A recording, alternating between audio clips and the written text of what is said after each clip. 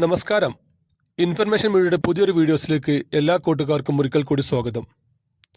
1600 രൂപ പെൻഷൻ ലഭിക്കുന്ന ആളുകൾക്കുള്ള വളരെ സന്തോഷകരമായ അറിയിപ്പുമായിട്ടാണ് ഇൻഫർമേഷൻ വീഡിയോസ് ഇന്ന് വന്നിട്ടുള്ളത്.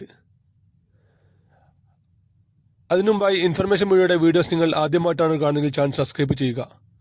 ഒരു തരത്തിലുള്ള മതരാഷ്ട്രീയ കാര്യങ്ങൾ നമ്മുടെ ചാനൽ വരുന്നതല്ല.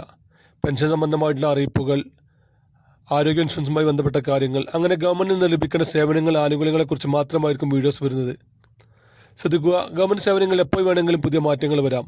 അതുകൊണ്ട് തന്നെ ഏറ്റവും പുതിയ അറിയിപ്പുകളും നിർദ്ദേശങ്ങളും ലഭിക്കാൻ ചാനൽ സബ്സ്ക്രൈബ് ചെയ്ത് തൊട്ടടുത്തുള്ള ബെല്ലൈക്കൺ കൂടി ക്ലിക്ക് ചെയ്യുക. 1600 പെൻഷൻ ലഭിക്കുന്ന ആളുകൾക്ക് ഈ ഡിസംബർ 30 മുമ്പായി തന്നെ 2 മാസത്തെ ക്ഷേമ പെൻഷനായ 3200 രൂപ ലഭിക്കുന്നതാണ്. അതിനുള്ള കാര്യങ്ങളും മറ്റും സർക്കാർ നടപടിയിലേക്ക് നീങ്ങുകയാണ്. പല ആളുകളെയും പെൻഷനിൽ നിന്ന് ഒഴിവാക്കിയിട്ടുണ്ട്. പല കാരണങ്ങൾ കൊണ്ടാണ് പെൻഷനിൽ നിന്ന് ഒഴിവാക്കിയത്. അങ്ങനെ തുടർന്ന് ഇപ്പോൾ ഈ കഴിഞ്ഞ മാസങ്ങളെല്ലാം പെൻഷൻ കിട്ടാത്ത ആളുകളാണെങ്കിൽ അവർ ശ്രദ്ധിക്കുക, എന്ത് കാരണങ്ങൾ കൊണ്ടാണ് പെൻഷൻ മുടങ്ങിയതെന്ന് അന്വേഷിക്കുക. അതൊന്നുകിൽ വെബ്സൈറ്റ് വഴിയോ അല്ലെങ്കിൽ വാർഡ് മെമ്പർമാർ വഴിയോ അല്ലെങ്കിൽ പഞ്ചായത്തിൽ നേരിട്ടോ ചെന്ന് എന്ത് കാരണങ്ങൾ കൊണ്ടാണ് പെൻഷൻ മുടങ്ങിയതെന്ന് അന്വേഷിക്കുക. ചെറിയ കാര്യങ്ങൾ കൊണ്ടാണ് മുടങ്ങിയതെങ്കിൽ നമുക്ക് പെൻഷൻ അത് പുനഃസ്ഥാപിക്കാൻ കഴിയും. നമ്മൾ അനർഹമല്ലെങ്കിൽ നമുക്ക് പെൻഷൻ ലഭിക്കുകയുമില്ല. എന്തെല്ലാം കാര്യങ്ങളാണ് നമുക്ക് പെൻഷൻ അനർഹമായിട്ടുള്ളത് നമ്മൾ ആദ്യം നോക്കാം. നമ്മൾ 1000 സ്ക്വയർ ഫീറ്റ് മേലെ വീട്ടിൽ താമസിക്കുന്ന ആളുകയാണെങ്കിൽ സർക്കാരിൻ്റെ പുതിയ നിർദ്ദേശം അനുസരിച്ച് നമുക്ക് പെൻഷന് അർഹതയില്ല.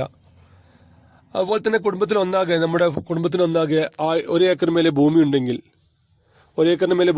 നമുക്ക് അതിന് പെൻഷൻ അർഹതയില്ലെന്നാണ് സർക്കാർ അറിയിക്കുന്നത്. അതുപോലെ തന്നെയാണ് നമ്മുടെ വീട്ടിൽ ടാക്സി വാഹനമല്ലാത്ത പ്രൈവറ്റ് 4 ചക്ര വാഹനമുണ്ടെങ്കിൽ അവർക്കും പെൻഷൻ അർഹതയില്ലെന്നാണ് ഇപ്പോൾ സർക്കാർ അറിയിക്കുന്നത്. വീട്ടിൽ AC, അതുപോലെ തന്നെ ടൈൽസ് ഇട്ട കാര്യങ്ങൾ, അങ്ങനെയുള്ള വീടുകളാണെങ്കിൽ അവർക്കും പെൻഷൻ അർഹതയില്ല.